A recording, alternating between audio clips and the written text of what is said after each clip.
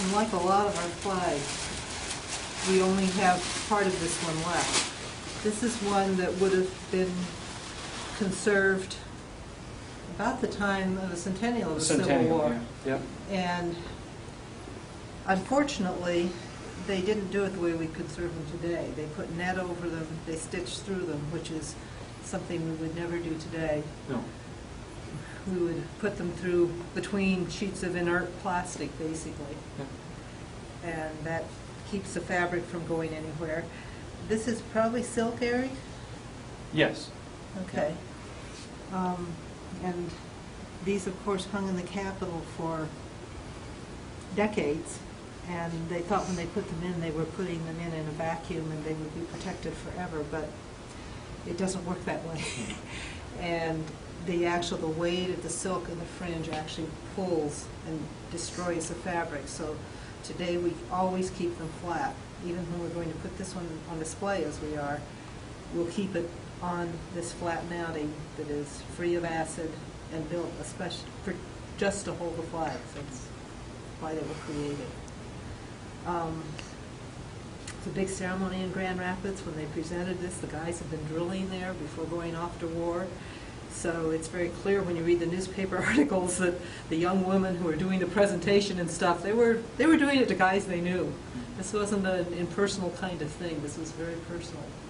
The community connection with the Michigan battle flags is incredible. The stories of the ceremonies, sending these regiments off to war, and in some cases they were flags that were purchased, that the community raised money to purchase, and then sometimes the women would elaborate on them and sew more personal mottos on them.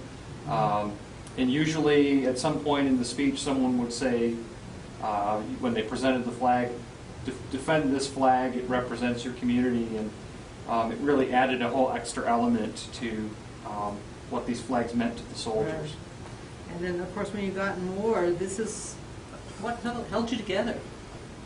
Your color guard's job was to defend the flag. Right.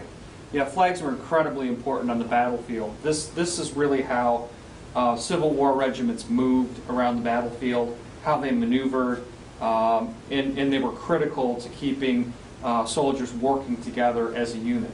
If the flags fell back, the soldiers would fall back, and the flags, the pair of flags, set the spot in the line for soldiers to form their line of battle on. So, unfortunately for the flag bearers, that made them targets. They're targets. Yeah, it's probably the most dangerous thing you do. And the flag bearer himself is not armed. It's the people around him who are armed. His job is simply to protect the flag, to hold it. And a lot of men died doing that. But they did it because it was also an honor. Yes. They believed in it. And of course, to lose your flag to the enemy was the worst thing that could happen.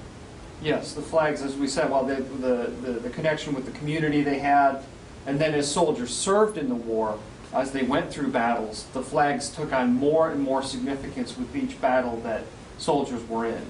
And at the end of the war, a lot of flags were souvenired. That is, they took and cut pieces out. This one probably was. Yeah, wherever you see sort of square breakages, that may be where soldiers, the veterans of the war, each took a piece for themselves, because these are the flags that they fought under and bled under. Yeah. Do you know anything about this regiment in particular, like any of the battles they would have fought in? This is the Charles T. Foster story. This is the Charles T. Foster story. Okay, well, first of all, the first man in Lansing who signed up to go to war, they had a big rally the day after Fort Sumter. And everybody made patriotic speeches, and then they said, okay, who will sign up to go? And Charles Foster is the very first person who signed up in Lansing to go. And he went off to Grand Rapids and became part of the 3rd Regiment. So that has a very local connection for those of us in Lansing as well. And he actually dies having picked up the flag. Yeah, at the Battle of Williamsburg, the 3rd would have been in the Peninsular Campaign under McClellan in 1862, which was a very hard-fought campaign. So right away these Michigan regiments were being thrown into some pretty severe battles, and again, the flags would have been at the center of those. Yeah, and he is not originally one of the color bearers or color guards, but the color bearer is shot, and who will pick it up? And he actually does this twice. Yeah. The first time he does it and is safe and writes home to his mother that he did it because he didn't have a wife or children, and no one would care if he happened to take a bullet, Yeah. which, according to his brother, was most distressful for his mother. Yeah. This is wonderful because we have letters and accounts of this whole family, and we just, in fact, got a whole nice group of photographs from the descendants of Charles Foster that are going to be in the exhibit. But then he does it a second time, and that time he is shot.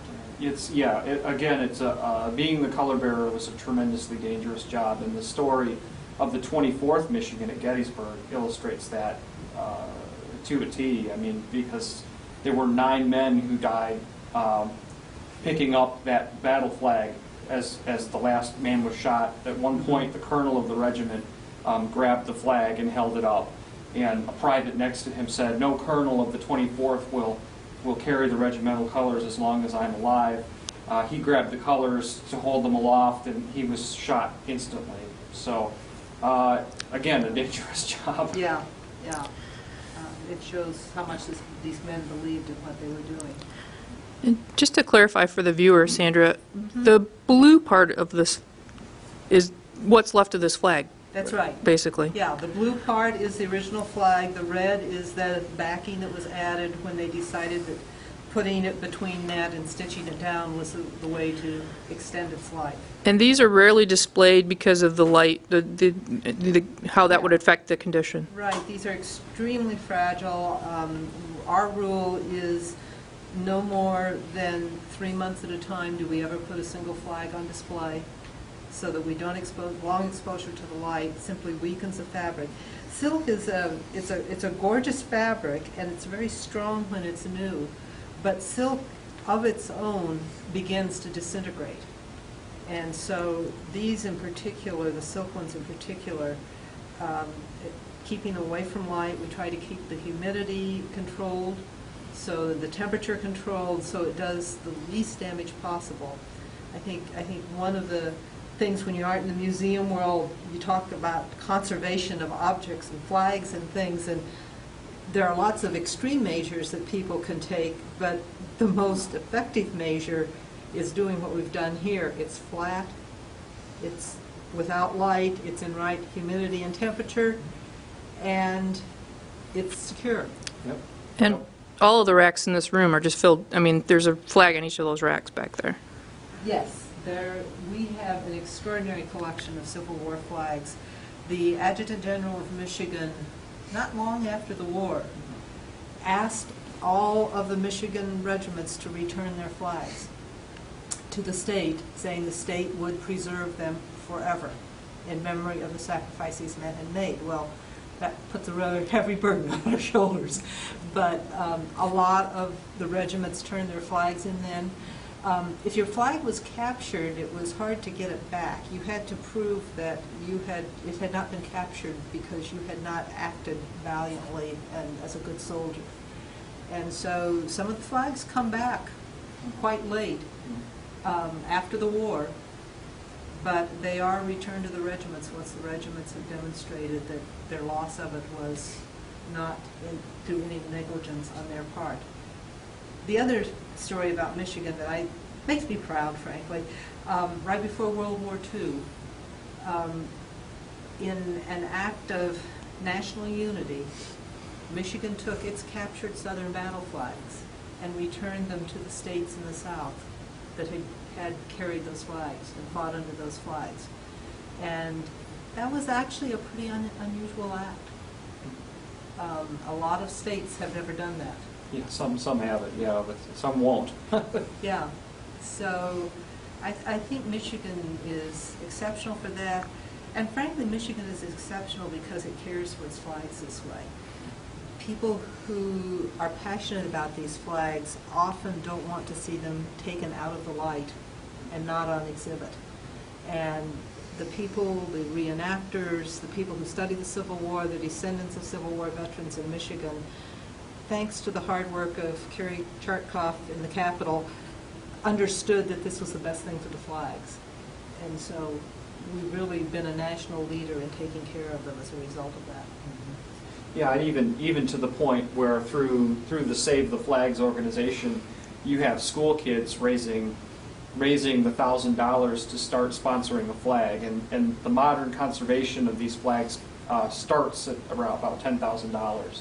So that's pretty significant for school kids saving up their money to do that. And it's really a touching thing to go to a ceremony and see them presented with the certificate for saving that money and saving the flags. Yeah, and that's the Save the Flags has been going on for a long time, and there are schools in Michigan that every couple of years a class will come in and adopt a flag. That adoption signifies that they've raised $1,000 towards the conservation of these flags. Pretty neat. It's Michigan history written right on them. Yeah. Sometimes literally. Yes. In the names of the battles, the battle honors right on them.